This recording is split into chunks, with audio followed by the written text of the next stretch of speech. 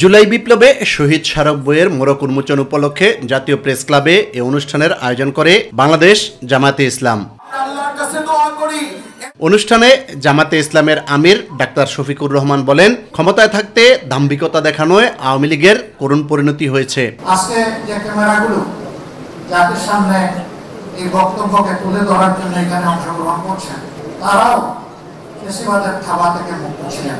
ওই সময় তাদেরকেও জীবন দিতে হয়েছে, কারাগারে যেতে হয়েছে, রিমান্ডের নামে নির্যাতন ভোগ করতে হয়েছে। বিদেশে বসে যারা বাক এবং কলম যুদ্ধ চালিয়েছিলেন দেশের বুকে, তাদের আপনজনকে হেনস্থা হতে হয়েছে, জেলে পোড়া হয়েছে, এক্ষেত্রে নারীদেরকেও ক্ষমা করা হয়। এদের রুচি কত নিম্ন স্তরের ছিল এখান থেকে এটা উপলব্ধি করা যায়।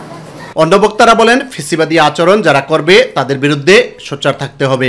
ইনশাআল্লাহ আগামী বিপ্লব হবে ইসলামের বিপ্লব, বাংলাদেশ হবে ইসলামী বাংলাদেশ ইনশাআল্লাহ। আপাতত ফ্যাসিবাদ যেন বাংলাদেশে কোনোভাবে প্রবেশ করতে না পারে, মাথা তুলে দাঁড়াতে না পারে। সকল রাজনৈতিক দলকে স্পষ্ট বার্তা দিতে চাই, যাদের কাঁধে ভর করে অথবা যাদের কথা আস্কারা পেয়ে আওয়ামী লীগ এবং তার দোসররা বাংলাদেশের রাজনীতিতে পুনর্বাসিত হওয়ার চেষ্টা করবে, তাদেরকে আমরা রুখে দাঁড়াবো ইনশাআল্লাহ। আমরা আবার গর্জর বা প্রয়োজনে রাজপথে আমরা রক্ত দেব, জীবন দেব।